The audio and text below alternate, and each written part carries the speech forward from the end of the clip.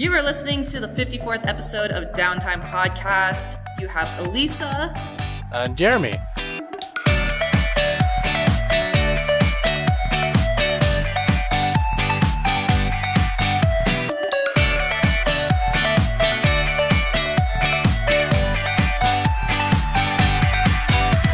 And today we have a very special guest to talk to us on the episode. Actually, this is the guy who created our latest intro and outro song, as well as he's just a music composer for a lot of TV shows and a lot of ads and everything. So welcome to the podcast, Ryan Elder. Hey guys, thanks for having me. Welcome. Yes, and thank you for coming to the podcast. Yes, I'm excited. I'm excited to talk about video games. I never get to talk about them on podcasts. I talk about all my other interests. That's for later. We're talking about video games right now. Yeah, great. I guess, Ryan, to start off, what games are you currently playing? Oh, I'm going to start. Okay. All right. Well, so I am upset. First of all, I have to admit, I'm a PC gamer. Woo! I have an Xbox One. I barely ever play it. My wife won it in a contest, and the only reason I'm keeping it is because I want to play Red Dead Redemption 2. Nice. Good reason. But otherwise, I mainly stick to PC. And the game that I've been playing like a significant amount, and it's really become a problem, is this game called Slay the Spire. It's an early access game. It's kind of like... if you guys know the tabletop game Dominion, which is like a deck building game, right? You start off with a default deck and you add and remove cards to your deck to make it better. So Slay the Spire is that sort of mechanic, but also in a roguelike dungeon crawler format. So you start off on like level 0 of the dungeon, you have your basic deck, and you go through the dungeon finding treasures, fighting monsters, unlocking relics that make your deck better or worse or whatever.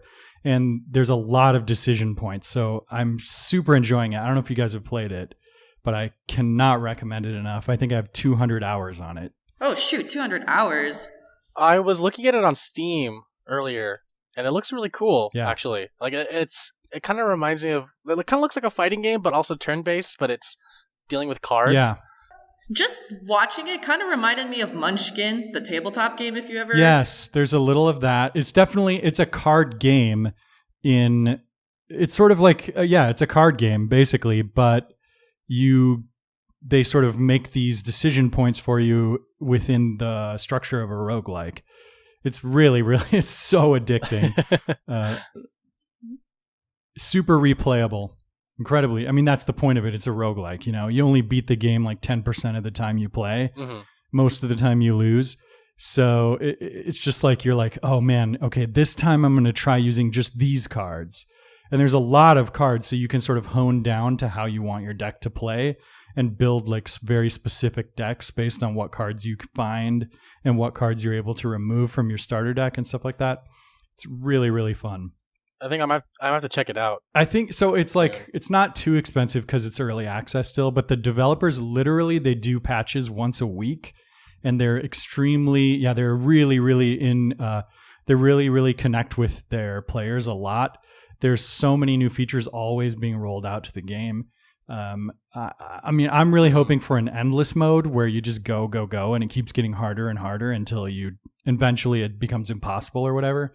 But, right now, it's like by the time you get to the last boss, your deck is so insane, and you're like, "Yes, I want to play this some more," but you just beat the game instead. So I'm hoping they add that. But they've in the last month they've added a whole new character to play, which includes 70 new cards to play, and every week they do a patch that has like bug fixes at the very least, but a lot of times it's content.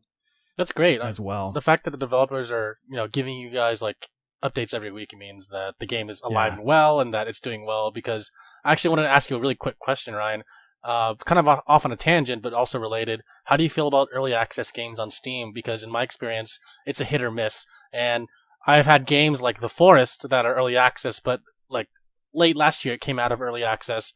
But then there are other games that just don't get updates from the developers, and the developers don't really reach out to the community for any any support or questions. Like the community is always wondering like what's happening to this game. So how do you feel about early access overall? I think, like you said, it's hit or miss. I think for me, it depends on the game. If I think the game is fun, honestly, so let's say that Slay the Spire didn't get updated a single time since the day I bought it. Mm-hmm. I would still be playing it. Like it's that good. And so really, like if a game is really good and it's in early access and it's unfinished and the developers seem to be languishing it or whatever, that doesn't bother me as long as the game is fun, right? Mm-hmm. And I get a lot of, like, for $20, I got 200 hours. That's way above normal. Yeah. But like, yeah, the forest is a good example. I've had that on my like wish list for a long, long time. And I kept waiting to see like if the reviews would get better or if it was like, when it was going to get finished. And then by the time they like said, hey, we're finished, I was like, I'm on to different things by now. Yeah. So I kind of wish I had gotten it when I was more interested at the very beginning, but I'm trying to think of the other sort of early access games I played that I enjoyed. I think 7 Days to Die is an early access game that I enjoyed. Still in early access, actually. Like, is it? Okay. For a long time. That game was ludicrously playable right away. Yeah. So if it's a way to get a game out there that's incredibly fun, yet maybe not finished yet, and they need money to keep it going, I'm super on board with that. I think the positives of it possibly outweigh the negatives. I know there's a lot of examples of games where isn't like DayZ the one that people point to as kind of like the biggest early access failure? Yeah, and I can attest to that because my brother and we played that for hours. Like that's one of the things. Technically, people call it a mod. I still think it's a game. I played that hours on end. And like you said, it's a perfect example of a game that was never pulled out of development. It was always in constant development. Right. I think in this day and age, most games are in constant development. If you look at even huge AAA titles, they're constantly updating them. A lot of them, the good ones. I know Diablo 3 has had many, many updates. Some of them paid, some of them not. And that game is basically in development for the last, 6 years, 8 years, however long it's been out. Yep. So I think a modern game is just always going to be in development anyways. It's just, is it worthy of the amount you're paying for it when you have an opportunity to pay for it? Minecraft is a great example of a game that I paid $10 for way back in 2008 or 7 or whatever, and it was not even close to being it's in its current form. Like the Nether didn't even exist yet, and it was still like one of the most insanely fun games I've ever played for many hours. Like, so I think the benefits outweigh the negatives in my mind. Like if you're having fun with it, why not just keep playing it, even if it will get taken off of Steam or something? Right. Yeah. I mean, there's so many games I've bought that are not early access that I played for like 20 minutes, No, yeah. Like, so if it's a good game, I don't care if it's early access personally. Okay. Yeah, no, I just wanted to get your thoughts since Alyssa and I have talked about this issue before, and it's on a game by game basis. I know people get really emotionally wrapped up in that in the early access thing, but I don't care. Yeah, no, there are some passionate people on Steam. It's not good podcasting for me to be ambivalent, right? I should have like a really strong opinion so that listeners can disagree with me. No, our audience is diverse, is from what we've seen. So yeah, no, you can have any opinion you want. Okay, good. Good to hear. Yeah. Anyways, that was a long tangent. Back to stuff that we're playing, right? Yeah. Alyssa, do you want to go next? And then we'll just keep switching off between each other. I'm only playing one game. I only played one game this week, and to be completely honest, this is a game where I don't know if I regret playing it or not.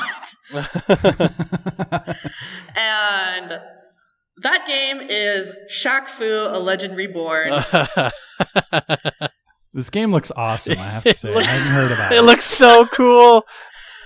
And I think what's funnier than the game itself was the story leading up to how I even played this game. So what happened was half of our department was part of this really long meeting, and I'm at work, and all of a sudden on our Slack, one of my coworkers goes, "Hey guys, I just bought Shaq-Fu."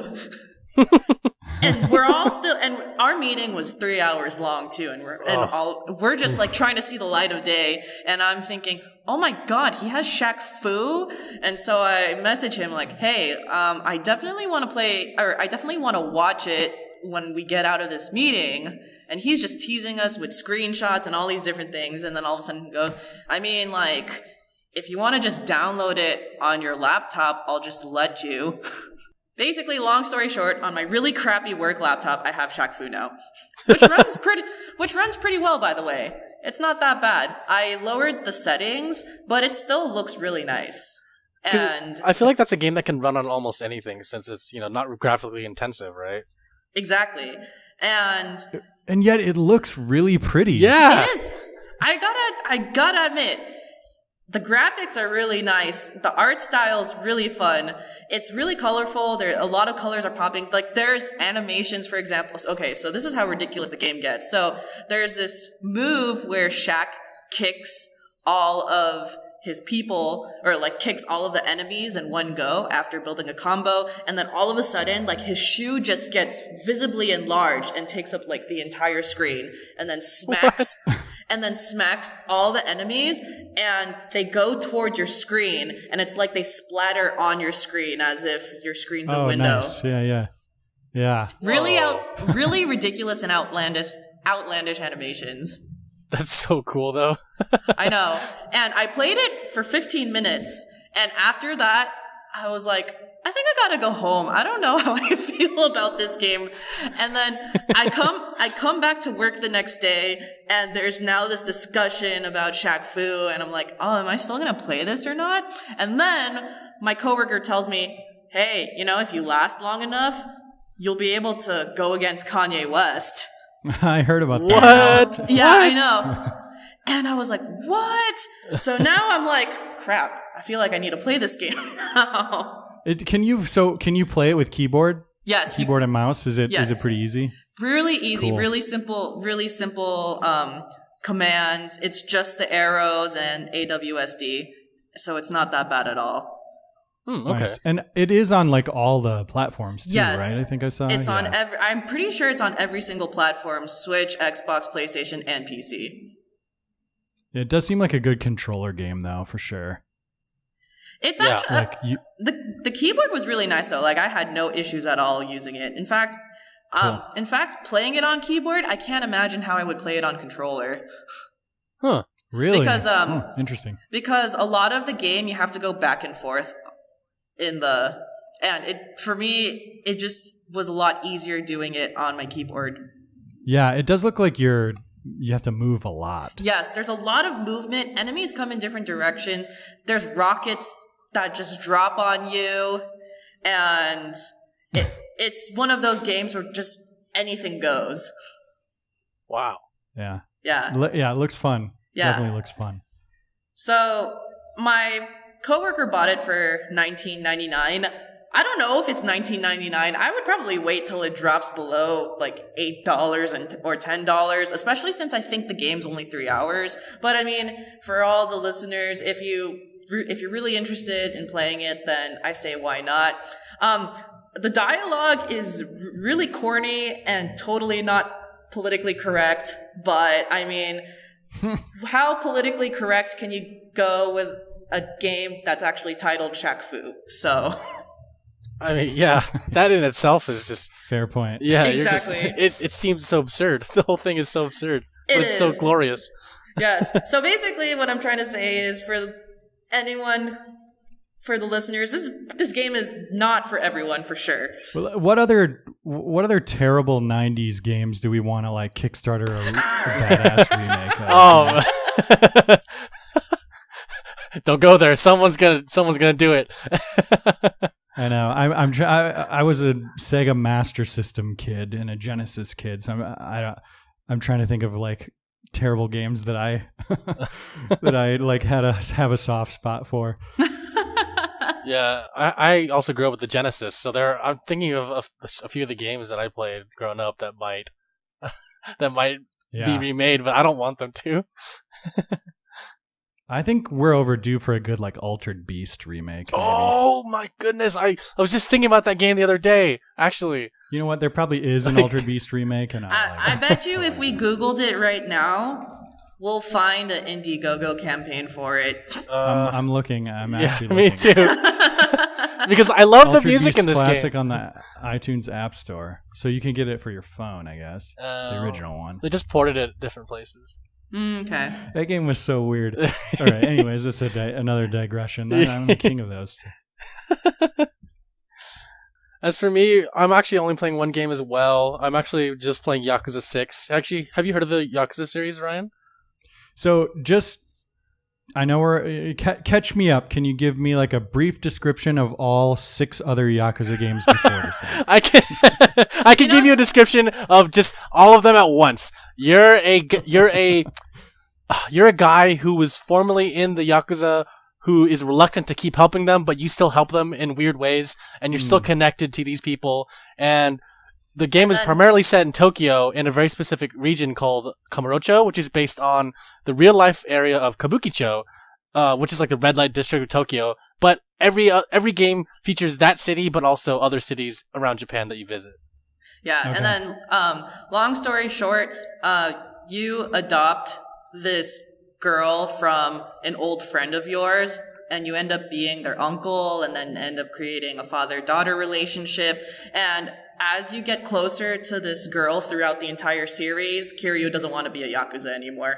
But Kiryu's the main character. Okay, yeah. Yes. Yeah, so I watched like, I don't know, 10, 15 minutes of just like a playthrough of Yakuza 6 on YouTube today, just to like get sort of familiar with it. Mm-hmm. I have to say it was extremely confusing coming from no background at all. I was like, wait, why is there a pop singer girl all of a sudden now? Oh. And it's like very, very confusing. But it also seemed like really story heavy. Yes. Am I wrong? No, like, no. Extremely story So heavy. the things about the Yakuza games are there's 2 sides to every Yakuza game. There's the intense cinematic, like dramatic part of the story, and everything else is like really absurd and crazy. Like all the side missions, there's like that flip side of the game, okay. Which is like it has like a really, really, really humorous side, but there's also the deep storyline aspect of it that a lot of people play it for. It seemed like a very soap opera-esque. Oh yeah, no, totally. Over the top acting. Yeah. It's very much like a Japanese drama or movie. If you've ever seen a Yakuza film or like movies like Battle Royale where they're all yelling at each other constantly and just beating each other up or shooting each other, that's how it is. Like that's how most of the games are. But it's great. Like everything else that surrounds the dramatic storyline is like it takes you out of the whole storyline. For example, there are some storylines where you have to like beat up a YouTuber or like chase a drone or like just like find a bunch of cats, and it's crazy. It's so fun. I love it. Yeah, it looked cool.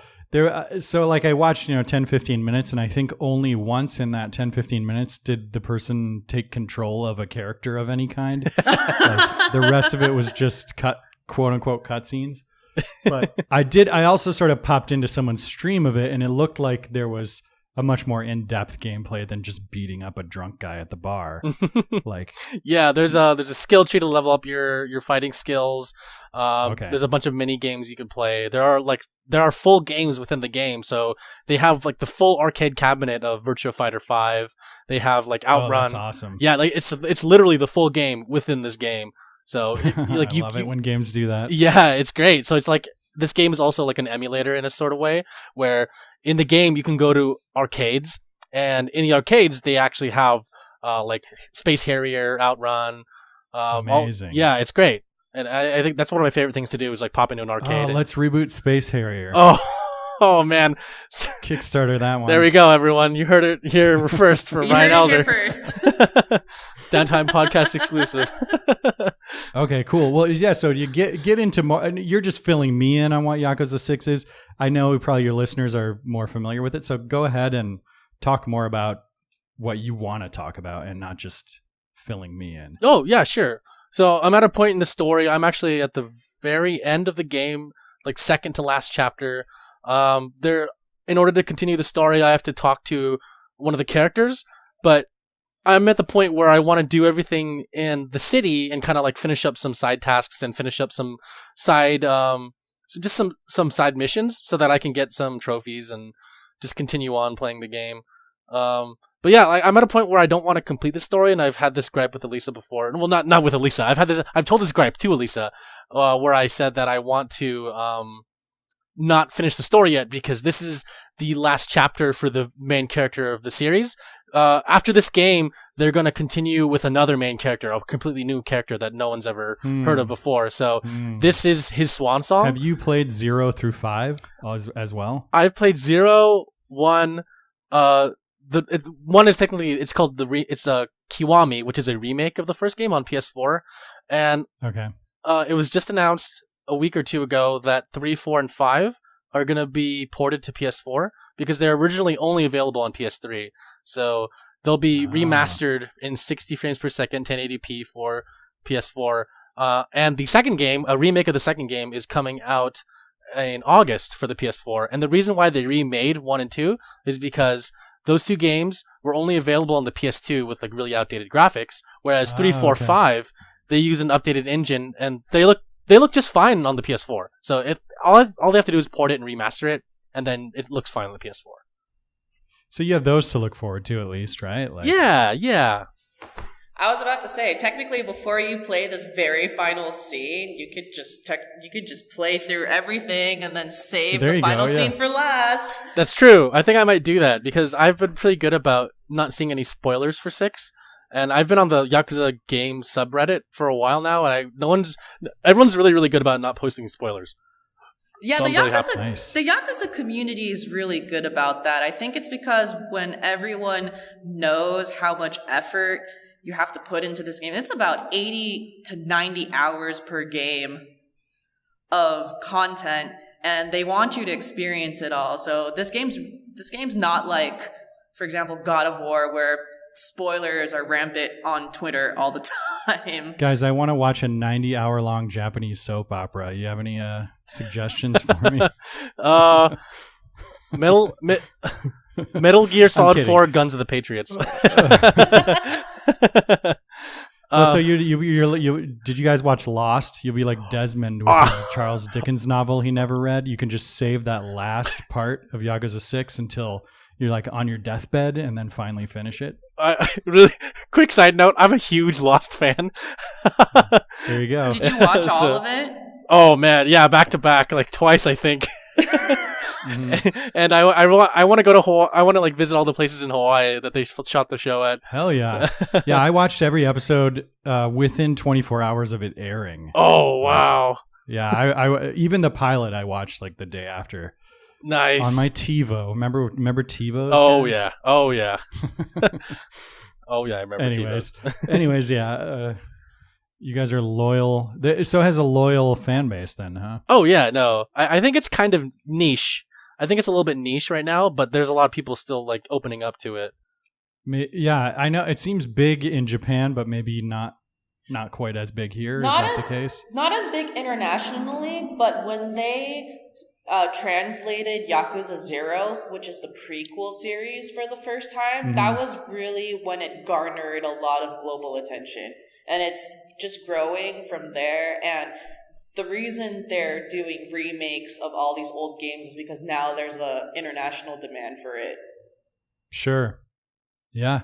And yeah, it's huge in Japan. When I was a kid, we used to talk about, there was like the mysterious video store down the street that supposedly had Japanese Nintendo games. They had like Super Mario 4 for Nintendo. Supposedly it was like, the rumor was that you were a baby Mario. And we'd go and we'd ask, oh, do you have baby Mario? And they'd say, oh no, it's checked out. Try again. But of course that game never existed. Right. Like, but there was always this like big mystery of like these games that were in Japan. Like we had this image that Japan had all the best games and they just didn't send any to the US. Yeah. I was about to say, but way back with PlayStation 1, I would always do these crazy Game Shark things just so that I could play all these Japanese imports. Which is true. There are some games, like, there are actually some Yakuza games that they just keep localized in Japan. They don't ever internationally localize it in English or any other language because they fear that an English audience won't like it or they won't understand it, so they just leave it in Japan. Man, that's so interesting. Oh man, that was a long Yakuza rant. So that's good. Yeah. I'm pretty much, that's all I'm playing. I have nothing else to talk about what I'm playing. I do have one more game I've been playing. I sort of got back into it recently, which is Elder Scrolls Online. I don't know if you guys play MMOs at all. Oh, I love all the Elder Scrolls game, all the games, including the Fallout games. Anything by Bethesda I love, but I didn't really get into online because I wasn't sure if the paywall thing would be, good. Since so maybe you can tell us more. Yeah, the game has a weird reputation, unfortunately, because I think a lot of people think that it's keeping Bethesda from working on Elder Scrolls 7 or 6, I guess it would be. Really? What would be? Skyrim is 5, right? Yeah, that's right. Skyrim 2. It's keeping them from working on Skyrim 2. But that is inaccurate because Bethesda doesn't even make Elder Scrolls Online. It's made by ZeniMax. I was about to say, it's a totally different thing. Yeah. So, as far as MMOs go, it's one of the most soloable MMOs I've played besides Asheron's Call, which is like an old, one of the first MMOs. But I got back into Elder Scrolls Online because it seemed like they had finally figured out how to make it an Elder Scrolls experience, meaning when it came out, it was level locked. You had to be a certain level to get to certain areas of the map. But now they've made it, several years ago, they made it so that you can go anywhere at any level. And all of the monsters are sort of skilled to your current level. Mm-hmm. And so there's tons of story in this game. I mean, it is outrageous. It's like Oblivion, Skyrim, and Morrowind put together in terms of how many quests and stories there are and how much lore and backstory. It's unbelievable the amount of work they put into this game, and it makes sense because it's a real cash cow for them. But I love the game. It's got some great systems. It's got great, really good end game content. You can play story mode to level up fully, and it's all really, really fun, interesting stories, great characters. It's fully voice acted, which for an MMO is pretty rare. I think if you're in the mood to try an MMO and you haven't tried it, you owe yourself a favor and to try it. But again, it's an MMO, so it has a lot of the sort of grindy aspects that all MMOs have now. Like crafting takes forever. It literally takes months to get a maximum level crafter, for example. Wow. So it's got that kind of thing, but not months of actual playtime, just literally months of you click a button and then come back in 30 days and it'll be done researching, and then you can research something else. Wow. Two questions about the game because I haven't really looked into it. One, is there still a subscription service for this game? And two, how big is the map? Oh, the map is gigantic. It's literally Skyrim itself is 5% of the map. So you could go Skyrim game, the area of Skyrim within that game of Skyrim is. Maybe it's not it. So this game has all the areas of Tamriel, which is even Morrowind Yep, Morrowind was an expansion they released last year that it has all of Morrowind, and it is sort of like a scaled down version of it. There's not as much dead space in between the key sort of markers, but it is a map. The map is exactly the same. You'll recognize tons of locations from the Morrowind game if you get the Morrowind. Yeah, it's awesome, and it's got a whole bunch of areas that have never been in a Elder Scrolls game or were only sort of intimated at in them, or maybe they were in the very first one, which I think had an amazingly large map but just wasn't populated. And so the new expansion they have is the Somerset Isles, which are an area that I think would be ripe for a full Skyrim type game. I mean, there's so much to their geography. There's a lot. It's huge. In terms of the subscription, there is a subscription. It's wholly optional. You can absolutely play the game out of the box without it. However, if you want to craft, you kind of need a subscription because it comes with this thing called the craft bag, which means all your crafting materials, you have unlimited space for them as long as you're subscribed. So it's super annoying to play the game, to craft without the crafting bag. And the only way to get it is to subscribe. So I really only play it if I'm subscribed, but I'll play it for like 2 months and then take a big break is what I do without having to buy it. So it's definitely worth it to subscribe. Just be strategic about it, Yeah. Like if you know you're going to be playing for a lot for the next month, then subscribe. But if you think like, just pay attention and don't like pay for 10 months when you aren't playing it, which I have done. Not for this game, but I did that for World of Warcraft. I think I paid for my brother's World of Warcraft account for 2 years without knowing it. Wow. Whoa, wow. Oh, wow. Oh, God. Yeah, that'll happen when you don't pay attention to your finances. Do you know how many people play this per month? How many active users there are? I don't. I know that, according to some sort of like they don't publish that data, so no one really knows for sure. But you can see on Steam how many people have it on Steam and how many are active on Steam, and sort of you can project out from that. And I know that several MMO website publication sites they claim that it's like the second most populated game behind World of Warcraft, and obviously it's way behind World of Warcraft still. I can't believe that game. I mean, if I could digress again, I can't believe how popular World of Warcraft still is. I know. Mm-hmm, mm-hmm. Like, I played it in beta and I was like, whatever, not into it. And then it became the biggest game of all time, or not of all time, but like so big, and it's still big. It's crazy. Wasn't it like 14 years ago when it came out? That sounds about right. Wow. Yeah. It's been that long. I'm trying to, I can look real quick, but. Yeah, no. I think it was 2004. That sounds right, because I can remember the apartment I was living in at the time. Gotcha.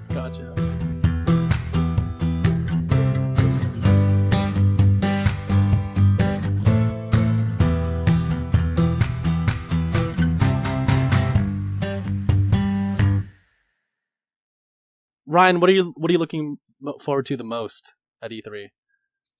Well, my good friend Justin Roiland, co-creator of Rick and Morty, he has a video game company, a VR company called Squanch, and they are, I believe, God, I hope I'm not revealing something. Crossing any. No, I'm pretty sure. So I'm not going to say any details, but they're definitely like presenting something there. Cool. That I'm excited about. So I hope, I'm excited for everyone else to see it too. Now, are you going to be there at E3 on the show floor? I won't. I've never been. Have you guys been? Alyssa? I was there last year, and it was crazy because last year was the first time that it was opened up to non-business people. I can honestly say that it was a 5-to-1 ratio of fans versus industry people. Wow. And that was wow. I know, and that was insane. It was a lot of fun. A lot of companies from AAA to indie, but it was just crowded and sometimes super obnoxious. But overall, it was a good time. I want to go. Cool. I've never been. I know. I do want to go also. They've actually made it so that the first 2 days of E3 now are specifically for people in the industry, and the last 2 days are for fans, so that should hopefully lighten up the load of how crowded the Staples Center is. That's what they do at Tokyo Game Show as well. Yeah, is that like that's like Japanese E3? I know. Yeah, basically. Yeah, no, that's it. To put it. It is. No, yeah, you're exactly right. You're exactly right. Just knowing from the schedule that was released, so these companies are having press conferences. EA, Microsoft, Bethesda, Devolver, which I don't know what Devolver is. I'm not sure what game they developed. Oh, they made Shadow Warrior 1 and 2. I have those games. Yeah. I think I played a little bit of Shadow Warrior 1 and it was badass. It's so cool. I love that game so much. Yeah. Square Enix. Oh God, I don't even want to talk about Kingdom Hearts right now. Ubisoft. No, we're not. Ubisoft, PC Gaming Show, Sony, and Nintendo. Nintendo's the last conference. Ooh, because they're gonna bring out Smash, and it's gonna be crazy. I was about to say they're gonna do something huge as the last conference. I'm crossing my fingers for Animal Crossing. Give me Animal Crossing. Oh my God! If Animal Crossing 2 or like the next iteration comes out, oh man, game over. Yeah, they're the last one, and they're the only one on Tuesday, right? Yes. Mm-hmm. I mean, unless you're in Moscow. And then Sony is also on Tuesday at 2 a.m. That's a good point. Anyways, yeah. Yeah, in local time, they're the only one that actually goes on Tuesday morning, looks like. Mm-hmm. Interesting. They get the whole day to themselves. They're going to take their time showing Smash. Yep. It's going to be Metroid. a 12-hour conference. Oh, man. A 24-hour conference. But everyone's going to be glued to it, just watching, seeing what they're going to talk about. Yep. I always look forward to the videos where people hate what's revealed. Like I watched the video for the Dota 2 card game reveal. You guys remember that? Oh yeah, I love seeing people's reactions. Yes, I watch that like once a month just for laughs. Like it's so funny to me. Like it's this, what's it called? It's called Artifact. So it's like this new, it's Valve introducing a new product, a new logo comes up for this new thing no one's ever heard of, Artifact. Yeah. It says Artifact, and the crowd is going bananas. They're so excited. And then the words, the Dota card game, just like fade in underneath it. And the whole crowd just goes, oh no. it's like all like they go from the highest highs to the lowest lows. And they could not have timed it more hilariously. Like, what a terrible decision. Everyone wanted Half-Life 3. That's all they wanted. Or a new IP from Valve. I mean, can you imagine? That would just like it would blow the ceiling off the place. Oh, yeah, absolutely. Valve has bought Campo Santo in the past month.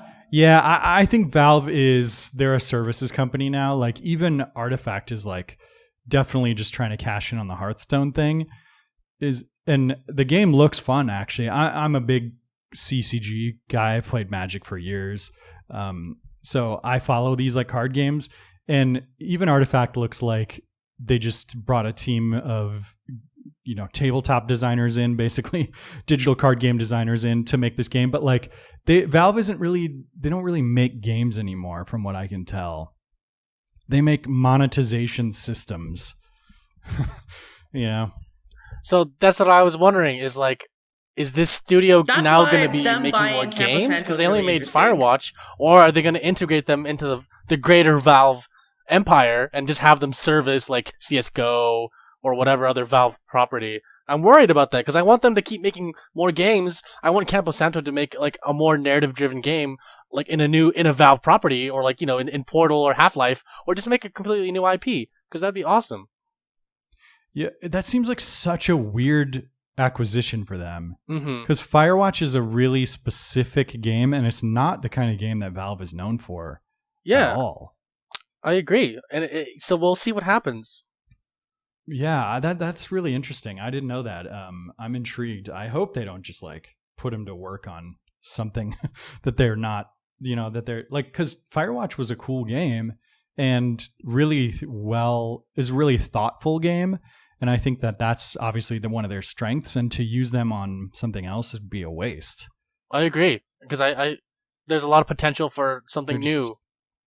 You buy this company that has this promising, new, thoughtful, interesting game that's, kind of pushing the boundaries, and you just make everyone design Team Fortress 2 hats for the rest of their lives. Oh, man. That's why they open it up for the community, because the developers got lazy, and they're like, community, submit your ideas for new hats. And then they start submitting ideas. They're like, all right, we'll just pay you for these hat designs. So funny. Yeah, Alyssa, what about you? What are you most excited for at E3? I have a gut feeling that Square Enix is going to release something that's not Kingdom Hearts, but it's going to be like a new game of some sort. So So I don't think they're going to reveal the date of Kingdom Hearts 3, because that's just what Square Enix does. But I have a feeling they're going to release something completely new, like just show a trailer for it. It's got to be that Avengers game, because they showed that teaser trailer like how many years ago? And now with Avengers Infinity War out and the second one coming out next year, I'm sure they're going to release it in between then, right? Yeah, most likely they're going to capitalize on that, especially because most likely all of PlayStation's E3 booth and press is going to be about the new Spider-Man game. Yeah, so why not throw another Marvel game in there just to mix things up? Yeah, exactly. Yeah, that's a good guess. Yeah, and then also, I really, really hope that PlayStation talks more about Ghost of Tsushima. Oh, yes. I really want them to, because after Paris Games Week, I was really hyped about that, and you've sort of have had things sprinkled on, but I hope that there's more stuff about it, because I'd be really excited. I agree. And then also, I'm just waiting for the shit show that Death Stranding's gonna show this time around, because when they showed stuff last year, I was like, I don't even know what was the last 15 minutes that I watched. Yeah. So I can't wait for more confusion and more, what the hell's going on right here? And then Kojima's I love gonna the gaffes. Yeah. Gaffes. That's the funnest part about E3 is like these people who are very bad at press conferences for some reason. And they're so cringy. I love that. There's a subreddit called Starter Packs, and it's just like a meme about like people wearing, like people like being a certain way or acting a certain way. And there was like an E3 developer starter pack where they showed like E3 presenter developer starter pack, and they showed like a blazer and a white t-shirt and like a t-shirt, like a gaming t-shirt. And then, like today we have an innovation to present to you, or like today we have something that'll blow your mind, like, and then they'll have like some witty joke that they're gonna say. I'm like, man, it's too on point, because every year all these presenters always say the same cringy dialogue, and it's so bad. I don't understand why they don't hire professional presenters to do this stuff, like hype men, or just someone who's comfortable on stage. Like it feels like these people have never been on stage. Yeah. Last year was really weird. I want to say it was the EA press conference where they hired a YouTuber that I'd never heard of. Jesse Wellens, and he's like, I want to thank you, Nick, and he like shook his hand awkwardly. I was like, oh man. It was so bad. Oh yeah, he's like, hey guys, I'm Jesse Wellens. You might know me from YouTube and doing YouTube pranks, and no one says anything. All you hear is like in the background. I was like, oh god, so cringy. I know, it's not even a YouTube gamer. That's the thing that annoyed me. Like, it's not even someone relevant. Yeah, like bring out fucking PewDiePie or someone relevant. Yeah, not him. Yeah, not a prankster, him, but someone like him. Oh yeah. Well, so like Jacksepticeye or Markiplier, just someone that the plays Game Grumps, Yeah, exactly. Actually, Dan from the Game Grumps would be perfect. He has tons of stage experience. He's in a band. I second that. Performs on stage all the time. Like, I think he would be amazing.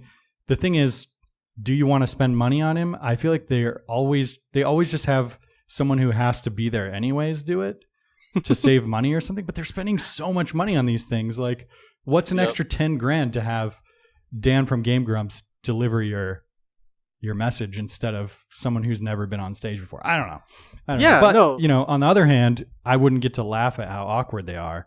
It's true. It's like you can either have someone that'll bring a wider audience of like young tweens to your stage, or you can have Peter Molyneux. Like, which one do you want? I want to laugh at Peter Molyneux. Like, that's what I want to do. Also, Hitman 2 got leaked. Oh, that's one of the latest leaks that came out. Yeah, I saw that, and I'm really and Forza Horizon 4. All of these things just got leaked. I love Hitman, and I've never played Forza, but I love racing games, and I love like just looking at virtual cars and pretending I own them because I can't buy them in real life.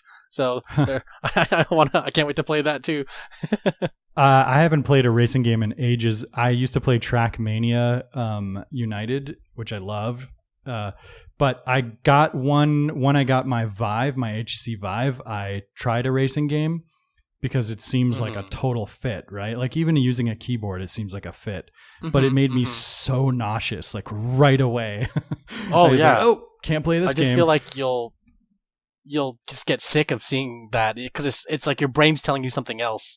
Yeah, absolutely. Yeah. But I don't know. I did try at the very beginning. Now my VR legs are definitely like stronger, and I don't get nauseous as much. So I should try it again and see if I can hack it. Yeah, absolutely. And I'm sure with E3 coming up, they're going to release more details about probably more racing games for the Vive and just more stuff in general for VR. I want to see more VR, man. Yeah. It feels like we had this big ramp up of like really cool new stuff, and then it's kind of like plateaued in terms of the quality of stuff that's coming out. There's, every so often a really cool game comes out that kind of uses older technology. Like there's that lightsaber game that's pretty cool right now, but that's basically just audio shield, but with a lightsaber instead of a shield. Yeah. So I want to see someone like really push the boundaries. Of VR. I want to say the E3 that was 2 or 3 years ago. There was so much hype about VR. All of these different platforms were coming out, and then all of a sudden, I don't even think it's plateaued. I think it's just starting to dissipate. Yeah, haven't heard a lot about VR, and I think part of the issue too is now companies are like, AR. So I think part of the reason why VR is kind of being a little bit forgotten about is because they just quickly moved on to AR. Yeah. In trying to figure out AR, I mean. Yeah, it's like they saw a new shiny thing to chase after for sure. Well, we'll see. I don't know. I still have high hopes. It's not progressing technologically like the new Vive 2.0 or whatever was like a really small incremental step in quality. Definitely not what I was hoping for, and certainly not at the price that they're asking. So we'll see what happens. But have you ever used a Microsoft HoloLens before? No, but my brother is obsessed with that, and he was showing me some demos of stuff. It looks phenomenal. Yeah, it's out of this world, literally. Yeah, it looks amazing. He does. Yeah, my brother does data analysis for stock trading. Or Whoa. He did. Yeah, he worked at a company he was like the lead programmer at a company that did data analysis of high frequency stock trading. And he was using AR to like do visual representations of the data, like within the space of his office. Yeah, it was pretty cool. Yeah, he's like a coding rock star in the finance world. That's insane. But HoloLens is awesome. So maybe we'll see some more stuff about that during this. Yeah, E3. I haven't heard much about games for it though, so I'm definitely excited. Yeah, there was only that Minecraft thing, but then even that, I'm like, okay, it's just like a proof of concept. It's more not really a demo per se. So we'll see. Yeah, it's still very early. It reminds me of like the very first Oculus dev kit where it was like really rough, almost like experiences instead of actual interactive games. Yeah, it's. I'm sure it's still rough right now. They're probably going to release a new version in the next like couple of years because it looks really big and bulky, and the battery life is not that great. So hopefully we'll see some more software and hardware coming out for HoloLens in the near future. Cool. Yeah. What else about E3? Oh, let's talk about Fallout 76, huh? Since we mentioned it. Oh, yeah. So that's So the developers or someone said it was a cross between like DayZ or Rust. Like it's very similar to that. But then Rust, everyone's like, I played Rust and I actually didn't like it because every time I spawned, I kept dying in one server. I'm like, well, please guys, let me have a chance. So I'm hoping that this isn't like Rust because I really don't want to see a bunch of people building like absurdly tall bases and just running around naked screaming at you and trying to kill you like 24/7. Honestly, I want this to be more like Borderlands, and that's what I hope it will be like. Interesting. Well, I do think that base building is going to be a huge part of it, from what I can tell, and because it was such a big part of like the later releases of Fallout 4, were kind of seemed really focusing on that the base building aspect. So I could definitely see that. I mean, Rust is a very loose game, I mean, I've had some of my most memorable gaming moments in my life playing Rust, but I can't say I really enjoyed them They were definitely memorable, though. Like the time some strangers found my brother and I spawned naked, gave us each a rock and told us to kill each other, or they would kill us both. They wanted us to fight for their enjoyment. Wow. That is insane. It was pretty fun, and it was a weird, like, social kind of interaction, definitely. But I don't know that I would call that like a game that I want to regularly play. But yeah, it was fun for like a couple days. So I don't know. I know there's people who play the crap out of those games, though. So yeah, absolutely. I think you know what they need to do is they need to fix the rich get richer, the poor get poorer problem that Rust has. You know, like you really can't compete if you aren't there like if you don't start ahead of time. Like whoever starts building first in a game is going to be the person who controls the map, basically. Yeah. And it's really hard to like, there's no mechanic for like overtaking a really successful group of people. So they got to figure that out. But yeah, no, I agree, since Rust has that huge problem.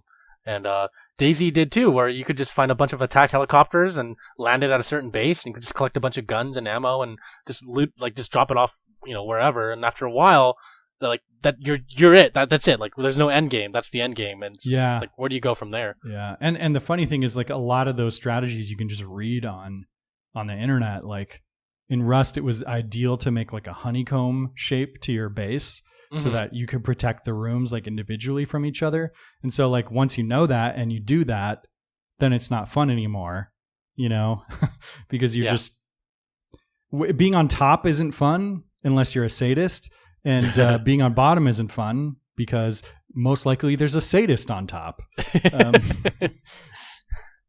Yeah, no, being in the middle class. You just got to be middle class. Yeah, there is no middle class in Rust. That's true. That's what they need to do. They need to make sure that that's a good way to put it, is they need to make sure that in Fallout 76 that there's a robust middle class, right?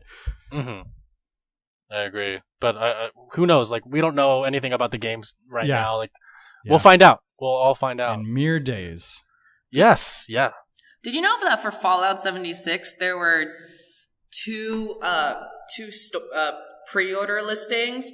One was on Amazon that said that the release date was on July 31st this year, so next month. And then another one was on December 31st next year.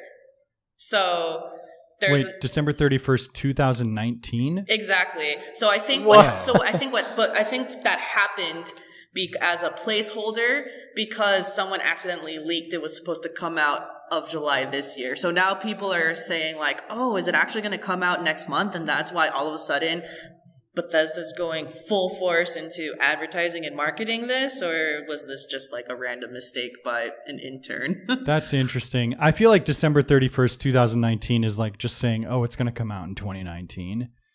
And we'll just pick, no one is going to release a game on the 31st of December. Like they're going to release it. They're going to just get it out 3 weeks before that. Especially after the shopping season. Exactly. Yeah. That's exactly my point. Yeah. That's usually a placeholder date. It is a Tuesday though, which is the day that that games are generally released. So. I did just check. July 31st this year's a Tuesday. Huh. Well, look at that. Yeah, I have a dentist appointment that day. I might have to cancel it if Fallout 76 comes out. Your dentist is like, aren't you going to get 76? And you're like, what? My dentist is 76. I highly doubt it. I'm 76. Are you going to play Fallout 76? Like, what? What are you talking about?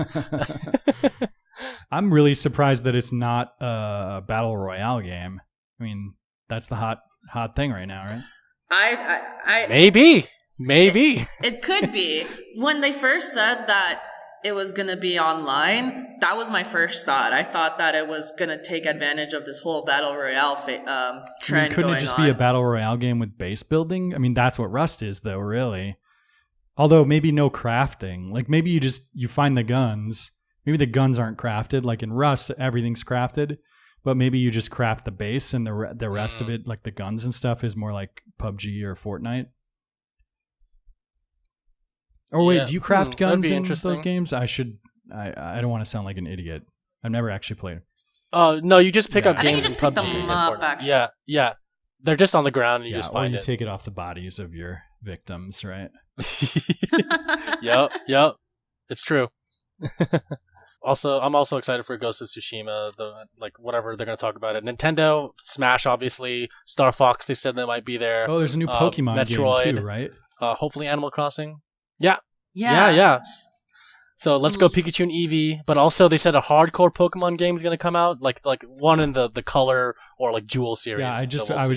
just saw this on Reddit about the Pokemon game, how it's going to be for older fans of the thing, new generation Pokemon, like new Pokemon that haven't been in games before, but the game itself will be more for experienced Pokemon people. Yeah. Okay. Yeah. The hardcore It says, fans. not an entry point and made for longtime fans. This is on Twitter. So Let's Go Pikachu and Let's Go Eevee then are only going to be focused in the Kanto region if they're going to be remakes of Pokemon Yellow to some degree. Yeah. It's only the first Oh, 151 Pokemon. Not everyone at this point, new and old fans of Pokemon are familiar with that. And so I mean it's definitely an entry point into the Pokemon. I mean, really, I just want to capture a little creature, store it in a ball, and subjugate it to my will for eternity. Make it fight whenever I decide that I want it to fight. Like, when you think about Pokemon, it's pretty messed up, actually. It's super messed up. Like that's why there's no PETA in that world, because if there was, they would have a fit. Well, they're not animals; they're Pokemon. That's true. But there's also questions like in the show for the ethical treatment of Pokemon. Yeah, right. But in the show, it's like where do humans get their meat from? Like where do all these things come from? Like do they kill Pokemon and eat them? Yeah. There's a whole What is there's a whole Brock? question. What is Brock really cooking? Maybe we will never know. And why don't we see like the Rattata farm? Yeah, There's like it's like just thousands upon thousands of Rattatas just crawling all over each other. I gotta say, like for me, E3 is like definitely more console oriented. So for me, it's not as interesting as I want it to be. I know a lot of these games will be ported, and that's great. But like, I really am curious about. There's a lot of games like that I'm curious about that are, like Diablo 4. If that ever got announced, I'd be going nuts, right? Like, yeah. So as a PC gamer, I don't know if E3 is as much for me as like the Valve one. What's the Valve one? When they do their like conference thing. Or what's the one that happens in Seattle? PAX. Penny Arcade Expo. Yeah. That one's way more PC game oriented. Absolutely.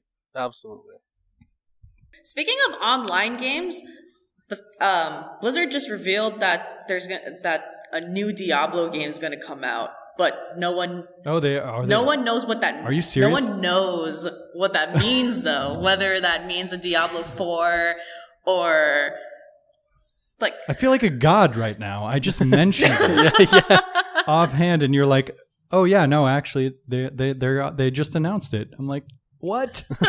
I willed it into being. It's gonna be a Diablo card game. Watch.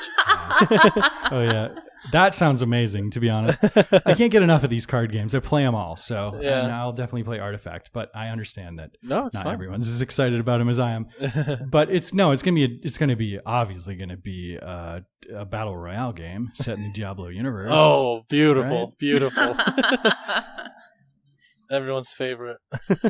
I think that leak happened because all of a sudden Blizzard posted all these job listings for engineer, dungeon artist, producer, director, and then Blizzard confirmed that it's for an unannounced Diablo project. Wow. Well, I hope it is Diablo 4. I know Diablo 3 has like a bad reputation because when it came out, it was pretty wonky with the auction house and stuff, but it has become a pretty amazing game over the last few years. Mm-hmm. And I'd be excited to see how they evolve it. Dang, it's already been 6 years since Diablo 3. That's it? Actually, it seems I know, longer. and I was about to say, it feels like it's been 10 years or something. Yeah, I always thought it came out like way before that. No, because I'm remembering which apartment I lived in. Frame of reference are the apartments. It's literally, that's it, yeah. Let me see. it says here, released 2012, May 15th, 2012. So yeah, only 6 years. Wow. I thought it was okay. earlier. So I have memories of playing this game in an apartment and that I didn't live at in 2012. So I don't know how that works, but well, that's good. I mean, well, maybe they'll talk about more of that reveal at E3. Yeah, that'd be cool. Does Blizzard, are they usually active at E3? I don't think they have been since there's BlizzCon now. Right. They kind of toned back down. I mean, they do. They'll like sense, yeah. Announce like little tiny stuff, but nothing crazy. Yeah, I mean, it's a good press opportunity, right? Like, if you do have something to announce, of course you're going to take that opportunity to put it up on, in front of the bright lights. Yeah.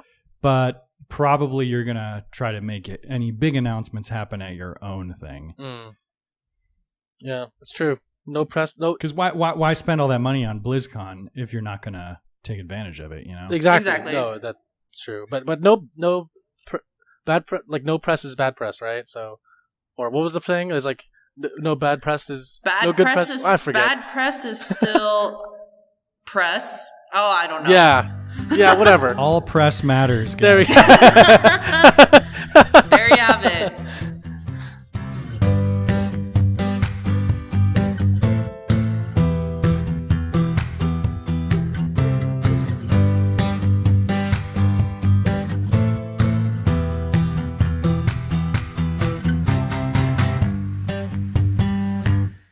All right, so to end the podcast, we have questions. And so for this week, we're going to mix it up because not only do we have just questions about yourself, Ryan, we also have listener questions. And you're totally welcome to answer all the listener questions that we have this week. It's kind of fun. People from around the world send us questions, and I still can't get over that fact. That's amazing. Yeah, on my podcast, we tried to solicit questions, and we'd get 1 or 2 a week from the same 2 people. So it's harder than it seems to get listener questions. So I'm impressed. All right. So Divine Eater Aaron on our Discord asks, Vampyr? ? Thoughts? Yes or no to playing it? Also, are you watching the World Cup, and who will your team be? I'll go first. Vampyr, I have seen the trailer. I've seen gameplay videos of it.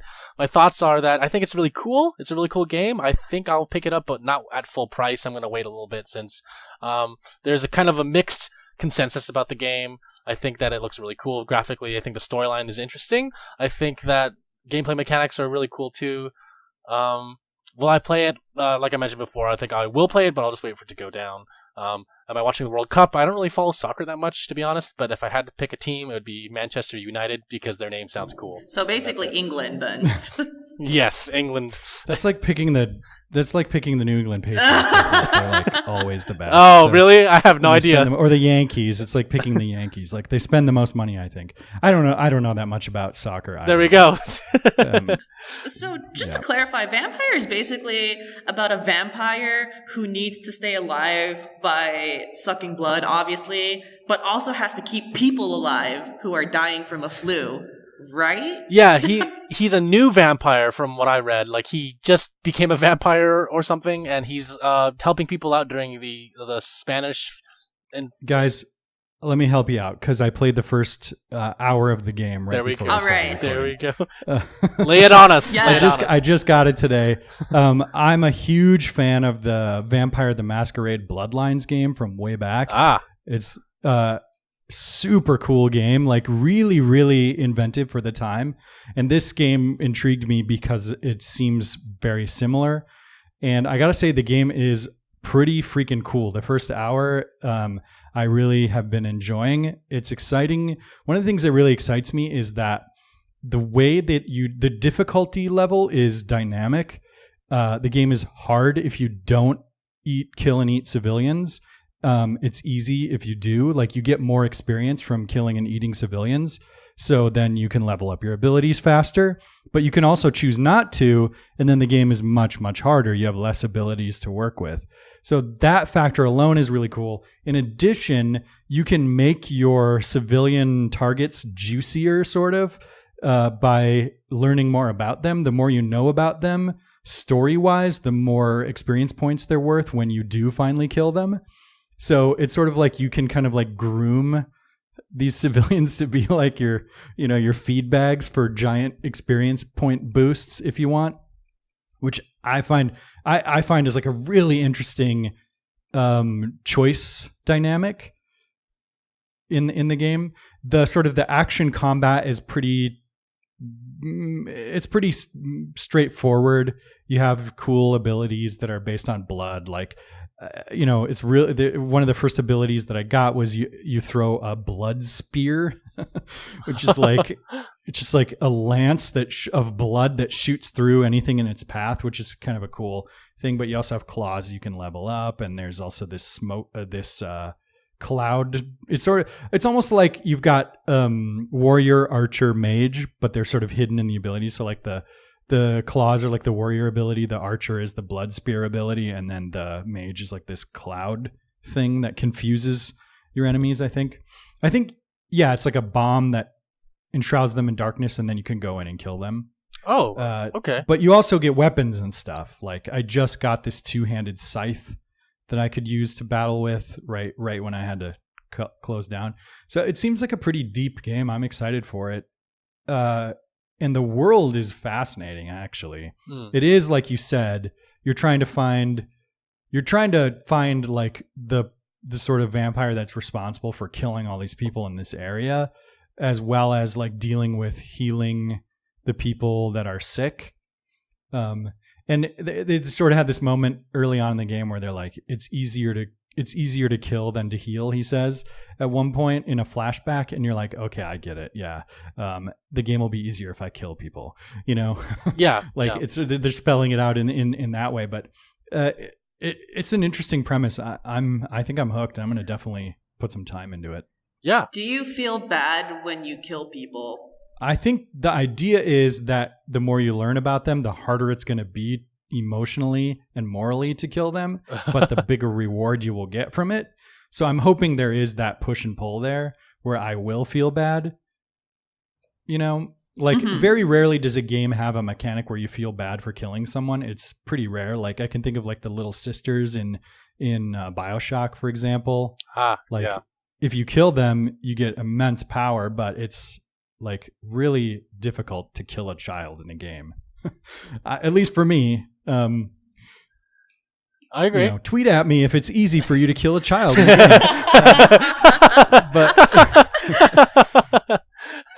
That's amazing. But yeah, I'm hoping there is that dynamic where I like learn. I'm like grooming this person to want to like be a really good reward when I do kill them, and then I'm like, I don't want to kill him now. Do you know what I mean? Yeah. Definitely. Do you think you'll play it? You'll have a playthrough where you'll just kill everyone? So that's kind of what I set out my first one, just because I don't like games to be that hard, and it seems like more fun to unlock abilities, right? Mm-hmm.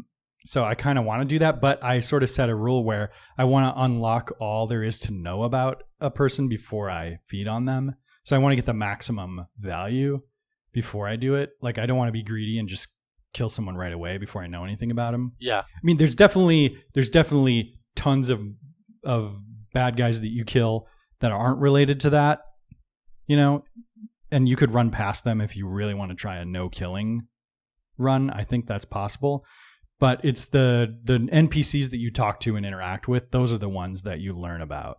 Okay. And how about the World Cup? Are you watching it? Do you have a team? Not following it.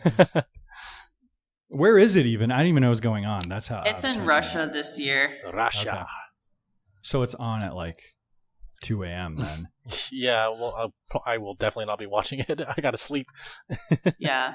What was really cool about the actually, I'm not sure depending on what part of Russia, I'm not sure. Because I love unified sports. I really, God, there's nothing I love more than when different countries play sports together. But what was cool about the Korean Olympics this year was that their daytime landed exactly at 7 p.m. and 8 p.m. So you actually got to see a lot of the events live. Okay, yeah. So part of so Korea does align with a part of Russia. So if it was on that side of Russia, we might be able to see live games again and not at ridiculous hours. Yeah. My guess is it's in Moscow, right? Or St. Petersburg, which are both on the western side. I think I could be. I think the eastern yes. side. God, I'm just making a fool of myself here. But no. I think you're correct. It's on the western side that's closer to Europe. Yeah. So they're certainly not having the World Cup in Siberia, so we don't have to worry about that. We cross that off. Mm-hmm. But yeah, I'm excited for that. Actually, I think it starts next week too. Starts the same week as E3. Oh, man, wow. When it rains, it pours, guys. I know. So, Alyssa, thoughts on Vampyr? Do you think you already expressed them enough, or are you watching the World Cup? Yeah, so I didn't find out about Vampyr until last week. So I've only been really watching a lot of trailers. I think the concept's really interesting. And as a person who really likes storytelling games and learning about the different characters, I don't know, I just feel like I would feel really bad playing this. Well, the good thing is you literally don't have to kill them. You know what I mean? That is a good point. I could take the harder route, but feel consciously better. So, yeah. I would play it. I'll probably watch for a price drop until I do. By default, I always cheer for Argentina. There's no reason why. I like watching South American football. And I don't know, I just think a lot of their... You can tell she's a fan. She called it football. There's a lot of their players, instead of being brute force, it feels more like a team game. So I like watching a lot of South American teams. So I just default to Argentina. Okay. Cool. And they're good, right? Like, they usually do really well, right? Yeah. Yeah, usually Argentina and Brazil and I want to say Chile, but I don't represent a country that's good at soccer. The U.S. isn't even in the World Cup this year. So, gotta default to other people. There you go. Ryan, my question for you is, how did you come to know Justin Roiland? Yeah, Justin and I became friends. Well, so do you guys know what Channel 101 is? Yep. It's like a... Yes. Yeah, so it's like, for your listeners, it's a LA based short film competition, kind of, that predates YouTube, and it's sort of like every month people make these little 5-minute TV shows, and then the audience votes for their favorites. The top vote getters get to make the next episode in the series. And I met Justin at Channel 101 in 2005. Yeah, 2005. My first screening I went to was the first episode of his series House of Cosby's, which if you haven't seen, I highly recommend. It still holds up despite what happened with Bill Cosby. Just pretend like you live in a world where none of that news came out. I know that's like whatever. Mm-hmm. It sucks, but it's really funny show. I immediately was like, this guy is a genius. Every other thing he made after that I watched was like, this is the funniest thing I've ever seen. And I loved his stuff. Even when the audience didn't vote for it, I did. Mm-hmm. And so at one point, he was in another little Channel 101 show that was shooting. They were filming at the office that I worked at. When I worked on commercials, I worked in a studio. So sometimes I would let people film their 101 shows there. And he was in an episode there, and like in between takes or whatever, when he wasn't working, he came up to me and he was like, "Hey, I'm working on this little 101 short, and I need some music. I just need some music to like transition, like sitcom style transition from scene to scene. And it's based on Back to the Future. Can you do like a little sitcom style transition? Wow. I know exactly. Back to the Future music." And it ended up that it was the Real Adventures of Doc and Marty, which is what the characters that Rick and Morty are based on. Yep. So the very first thing that I did for him was this thing that eventually became Rick and Morty, which I think is very poetic. But so for many, many years, he and I hit it off pretty well. We have a lot of similar interests. He's way into gaming, board gaming, tabletop, card gaming, video gaming, of course. he was one of the first people I knew who had one of the original first 1500 Oculus dev kits. So like I was trying VR at his house like years before it was really a thing. Like he's hardcore into games, which I am too. So, and then for a while we lived near each other, so we hung out a lot and we became friends. And when he had been pitching a lot of shows to Fox and stuff along the way, Nickelodeon and stuff, and I always worked on those pitches. But when it came time to pitch Rick and Morty, I think, I was just like, at that point I was kind of his guy. I was his go-to guy at that point. So, I was of course happy to jump on board in any way. And he's been a good friend of mine for many years. Have you ever played the Rick and Morty VR game, Reality? Yes, I love it. It's so good. It's so good. See, here's the thing. Here's what I love about it. There's so little Rick and Morty content that I don't already know about by the time it comes out. So I was super excited because I didn't work on that. So it was like watching a couple episodes of the show that I had never seen before, which I see them so early and in such a rough form that I don't like get that experience of seeing the finished product first. Mm-hmm. So it was pretty, I was really excited to get it. And I knew like, of course it was going to be amazing because it was, what are they called? Alchemy Studios and Justin working together. Like it seemed like a match made in heaven. So I was pretty excited, and it's fun as hell. Awesome. That's really cool. And guys, Morty proclaims that he's vegan, and it's canon in that. So whoa, what? No way. He says, "I'm vegan now, okay," and that's canon.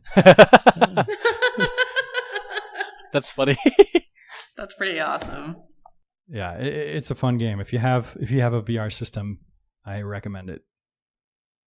Okay. Yeah, I mean, I don't know if I'll get one anytime soon, but to our listeners, definitely check it out. I mean, yeah, I think it's on PlayStation VR. So, oh, sweet. It's a seated. I know for sure it's on Vive. I don't know about the definitely other platform. It's on Steam, and I'm 99% sure it's also available for Oculus. It's not a room scale type game. You don't have to move around. It's really confined to sort of 3 or 4 areas that are just like not seated experience, but definitely just like immediate vicinity type thing. So although you do spin fully around, so maybe it does require room scale. I could be wrong. Kind of adding on to my question as well. Do you do all the music for Rick and Morty? Yeah, everything that isn't licensed, with a few exceptions. Chaos has written a few original cues. But otherwise, yeah, all the background music. I did the theme song. I did Goodbye Moon Men. Oh, I did. Oh, wow. Oh, you know what? I didn't do Get Swifty. Oh, there's a long story behind that. Actually, okay. I should have done it, but yeah, I'll tell the story because I think it's interesting. Sure, but, go for it. So right after season 1 came out, Adult Swim made this mobile game, or was it a mobile game? It was like a flash game. It was really simple, like a kind of point and click adventure style game based on Rick and Morty. It's called the Rushed Licensed Adventure. Like they rushed it to market. And there's a part where you're playing Morty and you go into Summer's room and you find her iPod, and there's like 3 songs on there, right? And all 3 of those songs were just Justin taking some like stock music from a stock music library and improvising lyrics and melodies and stuff over the top. And one of them is Get Swifty. One of them is the other song from that episode, I think it's called Head Bent Over. And then the other one is called Experience, which was also featured in a season 2 episode. I think they're singing it in the car. Yeah, they're singing it in Rick's spaceship. Summer and Morty and Rick are singing it in the spaceship together in the beginning of the episode. So all 3 of those songs ended up in an episode, but the writers loved Get Swifty so much. They thought it was so funny, and it obviously is.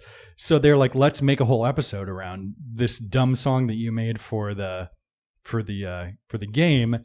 And when it came time to like put it in the episode, I was like, well, I could replace the stock music that Justin put it over, or it's so funny and so dumb, like so stocky. It was funny that it was stocky. Do you know what I mean? That it wasn't like particularly interesting beats. So, and with all due respect to the person who put time and effort into making them, of course, but he chose those beats for a reason, and it's because they're kind of funny in their sort of cheesiness. So I was like, let's keep them because they're funny, right? Now, in retrospect, I wish I had just like put the time in to make something cheesy myself, because then I could say I did get Swifty also, but sadly, I did not do that. So yeah, that's one of the few pieces of music on the show that I didn't do, but almost everything else. Awesome. Well, maybe you can do the remix for Get Swifty in the future. Maybe, yeah.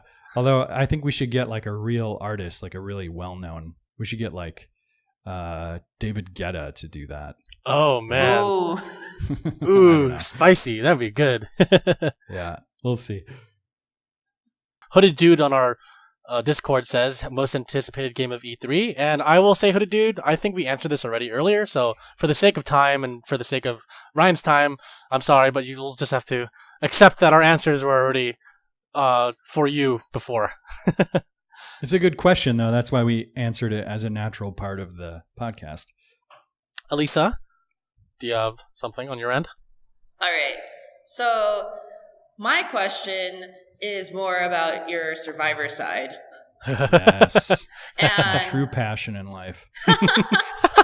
So, is it really your true passion in life? At one point in time, it definitely was like my biggest interest, my biggest hobby. I've since sort of like kind of come down from that high, but I am a huge Survivor super fan. That's what my podcast is about. So, yeah. Awesome. And you're like an RHAP fan, right? Like a I am an RHAP fan, and that's why I contacted you for the first time. I was like, I wonder if this guy would even answer my email. That's awesome. And then here we are right now.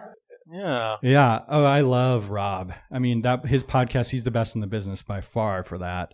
And how exactly did you meet Rob? I loved his podcast, so I emailed him and said, I love your podcast if you ever need music. And he said, I'll put anything you send me, I'll put it on, which is his policy, I believe, for all the music that he gets, regardless of who makes it. But I was like, you know what? He has these segments, right? Like he always does like social tweets. Media. Yeah, so he always does like Survivor social media. And I was like, well, let's do a little jingle for the segment, right? Like that always helps separate out segments. So I just like spent 10 minutes coming up with some dumb rap that happened to be specifically about the one episode that I was submitting it for. And then I realized, like he's not going to want to use this same one, referencing this one episode in season 29 for the rest of the time he does this. So then I was like, why don't I make a different one every time for every episode? And that was fun, but I bit off a little more than I could chew eventually. It was like, I don't know if I want to be doing this every episode. So now I know he takes community submissions for that jingle, which I think is really awesome. And I'm quite humbled that anyone wants to take my stupid little jingle and add their own lyrics to it. They now have a segment called The Wand Off where I know about this. Yeah. Yeah. I know that. Well, I know this because you took a break from podcasting this season specifically, but I was like, I wonder if Ryan Elder was back this season, if he was on that Chris Noble episode, what his song would be like. Yeah, man. Oh God. Yeah, it feels. Yeah, I don't know how many of your listeners watch Survivor, but there was a guy on it this season who thought he was a rapper. He's not in any way, shape, or form. Oh no, very terrible. But he liked to rap. So it almost feels like I sort of my imposter syndrome is like, oh, that's me. Because I rap for this little dumb jingle, but I'm trying to be stupid. So I think hopefully the tongue in cheek, whereas Chris Noble, this guy on Survivor, took it very seriously. So I know I'm not a good rapper, and knowing is half the battle, I guess. I don't know. Yeah. Look up his SoundCloud later. Chris Noble. Oh my gosh. Yeah. So, his Ponderosa video is like the cringiest thing I've ever seen. I was actually about to say that. I was about to say on YouTube, he creates a music video and it felt... it's... kind of feels like how I feel about Shaq-Fu, to be honest. Yeah, you know what? It gives Survivor a real bad name. So I would be like, oh yeah, go watch it. It's hilarious. But then I'm like, oh, people who aren't Survivor fans are gonna watch it, and they're gonna like, oh, I never want to watch Survivor in my life. Exactly. So Survivor's really good. It's an amazing show, an amazing social experiment. Some of the most incredible.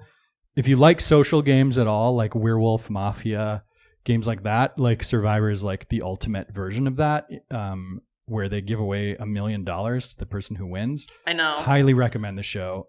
For anyone who's into if you're into video games, strategy games at all, yes, Survivor is amazing. Highly recommend the show. Definitely. There's a reason it's been on for 39 seasons. Wow. Going on 37. Going on 37, I think, in September. 2 seasons a year. Right. They're filming 38 right now. Yes. Actually. Yeah.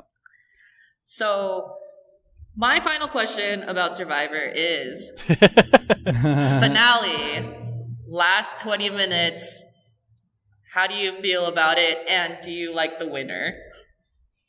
So I love the winner. I love Wendell, actually. I was rooting for him pretty much the whole season. Him and Laurel. I was big on Laurel too, because she's from Minnesota and I live there. So Minnesotans, we always root for each other. But I was psyched that both people that I was really rooting for made it all the way to the end. I was about to say. Go ahead. Real quick for context for Jeremy and the listeners. So this season of Survivor was the very first time that in the finale there was a tie. Wow. Yeah, which is insane. 36 seasons, never been a tie. Yeah. It was crazy. Survivor history. That's crazy.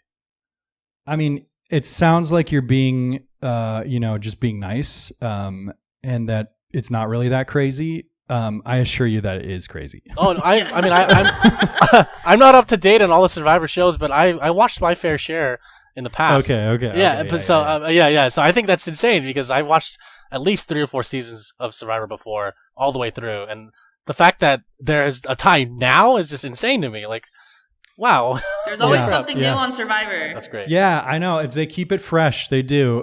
That's one of my sort of complaints about it. I don't want to like be my thoughts about Survivor are really complicated right now because I'm going through this like down period in my fandom. But and as a result of that, I didn't actually end up watching the finale. I watched all the other episodes, but finale night I was very busy doing something else work related, so I couldn't really watch it when it aired. And then I heard about it and I was like, okay, I already know what happens, maybe I don't need to watch it. But I do kind of want to go back and watch the very end because it did sound like it was amazing, like really, really cool. And I feel like as a fan of the show, I will eventually watch it. So this season I would say wasn't one of my favorites. But this was one of those finales where it almost made up for all the episodes I didn't like this season. Yeah, that's what I've heard, and I think it would have for me as well. Like, I think just because of the way it ended, you have to put this season much higher than it would be otherwise in your rank. Survivor fans are obsessed with ranking their favorite seasons, by the way. Like every like super fan has their like, okay, here's my top 5 and here's my top 20 and I'm constantly adjusting it.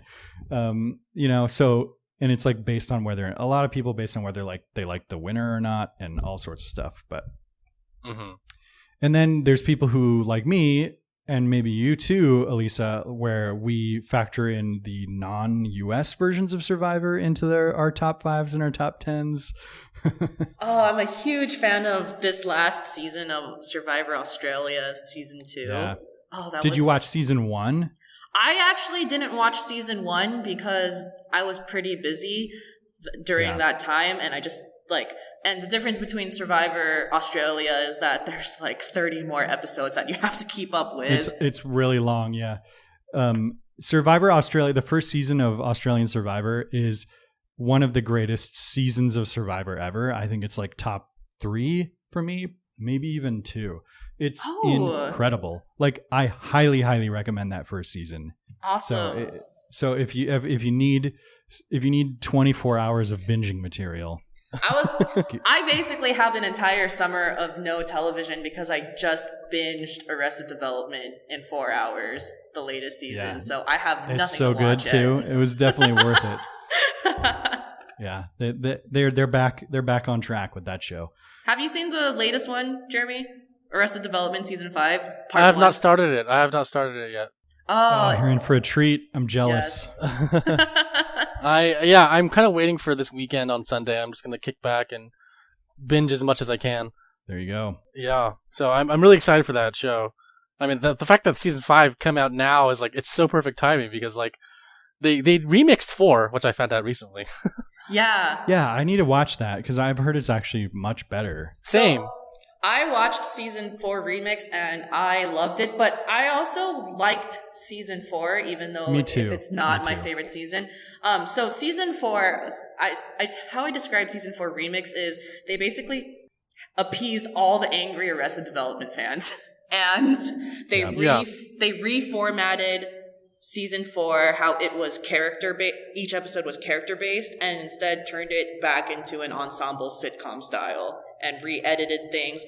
In fact, they also added new narration to explain more of the storyline. Oh, is it also linear? Yes, it is now linear. Okay. It starts from the beginning and goes to the end instead of, because of the character episodes of the original season 4, it went back and forth every time.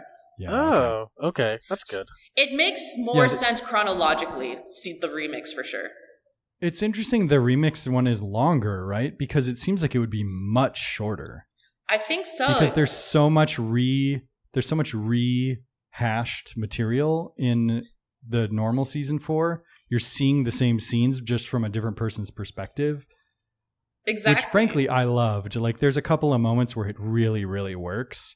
Where they, like, for example, like where they reveal that Maybe is in that costume as the like guru. Yeah. You had no idea about in the episode about Lindsay. Like that is so good. Like, and Mitch Hurwitz is a genius and I trust his instincts. And I think like I loved what he did with season 4. I know a lot of people don't, but same here. I enjoyed season 4 the first time it came out for what it was. Like I still got my Arrested Development fix, which was what I wanted. Totally, yeah. The thing with season 4 is I came in understanding that the reason they had to do it the character way is because due to everyone's current projects, they were unable to get the entire cast together at once. Yeah. And watching it from that perspective, it just made complete sense, and I thought they really made the best out of it. Especially, my favorite storyline of season 4 was Job, for sure.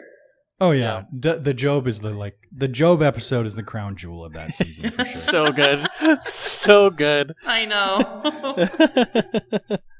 Same. So I just want to make a comment about your resume, because you've done some surprising things on here that I didn't realize until I looked at your website, Ryan. Which was go ahead. I was about to say, real quick for me, I'm a huge fan of the Wizards of Waverly Place, and I had that's the first thing. Yeah, I know. I did the theme song for that. Modern Warfare 3, Call of Duty. I was like, wow. So I didn't do that. I didn't write all the music for that game. I did additional music on that game, which means Brian Tyler is the composer on that game. He's a huge film composer. He did, the first Avengers movie. Yes. He's big. He was working on that game. And I actually I sort of just helped him out with a couple of cues where he had a theme. He wrote all the themes and how he wanted it. And I just sort of like filled out a lot of the details. That's pretty common for, these bigger projects where a composer will have people do what's called additional music, where you just kind of help out here and there on little things where you're not really writing the music. You're just kind of assembling it. So that's on my website as like a credit, but it's really an additional music credit, which is not a real credit. Although I know a lot of people who would be pissed at me for calling additional music credits not real credits. So I should maybe temper that. In my book, I think it's legitimate in my book. I'll say that you worked on that game for sure. It's like the one and only video game I've worked on too. That's awesome. Not that I wouldn't work on video games, but I haven't really had the opportunity to, and I don't know. I'd be a little nervous about it because I haven't done it before. Do you know what I mean? Like, I think the workflow is very different from TV. Yeah. And even film. Although I think it's closer to film than it is to TV. Yeah. It's a whole other medium. Like their process is a lot different, will be something new. And I'm sure you'll find it challenging too, right? Yeah, I mean, I would definitely enjoy the process of working on a video game for sure. I think it'd be something new and exciting. Luckily for me, I'm pretty booked up for the next 70 episodes of Rick and Morty. So we'll see. I might not need to take on, if an awesome game came my way that was like, seemed a perfect fit for me and something that would be exciting and I wasn't jammed up, I would definitely do it. But I'm probably not going to like go out looking for games to work on. Probably not going to go out looking for a lot of things to work on because I got plenty to work on now. Yeah. But it's definitely a good place to be. But I'm kind of hoping that we get to do more Harmon Quest. I don't know. I haven't heard anything. So yeah, did you guys watch that? I've seen a few episodes. Yeah. Yeah, it's really. I've worked on things that I wouldn't say I love, but Harmon Quest is one of those things that I would watch for sure, even if I didn't work on it. That's why it's at the top of your list next to Rick and Morty. I really like it. Yeah, I love Harmon Quest. I'm a huge supporter of Dan Harmon because I used to watch Community, and then after that, I just essentially followed everything that he did. Dan's amazing, amazing person, amazing boss, amazing writer, creator. The guy's a genius. He's fantastic. Always been very, very kind to me. And I don't know where he gets this reputation of being hard to work with because he's really easy to work with. Oh, for me. Happy to hear that. My last question for you, kind of a comment, is Extreme Home Makeover. Like, I used to watch that show a lot. And did you compose a lot of the themes for that as well? No, I barely worked on that show as well. That's another one where I did additional music. A friend of mine, Rob Cairns, is the composer on that. He also does The Bachelor. And oh my god! There was an episode that I haven't gotten to work on The Bachelor. But there was an episode where he needed a couple of tracks that were like these. Like one of the episodes, like one of the kids was like into EDM or something, and they needed some like EDM music to represent the kid, and like he didn't have that in his library for the show, and he was like, "Hey, let's here's some basic ideas of the composition where I want it to start and end, the sort of the themes I want to use. Can you just EDM up this like cue here?" So I just did a couple things there for him. And, I barely worked on it. I should put it lower on the list, actually. Honestly, I should take some of this stuff off because it's like, really? Did I really work on that? I mean, one thing is something. Yeah, that's true. They're on my IMDb. That's why I put them on there. But, yeah. Thank you so much for listening to Downtime Podcast. Ryan, thank you once again for coming on board. We loved having you. Thank you so much for accommodating your time for us, and we'll see you again soon. Check out Boss Baby Back in Business on Netflix. It's a kid show that me and my co-composer the DreamWorks show. Yeah, we did the music for that. Awesome! And that came out in April, and that's streaming right now. And season, I don't know if it's been announced or not, but there'll probably be more than just what's on there eventually, hopefully. And then, check that out. Otherwise, that's about it. Also follow him on Twitter at Ryan Elder. Is that correct? At Ryan Elder Music. Yeah. Okay. At Ryan Elder Music.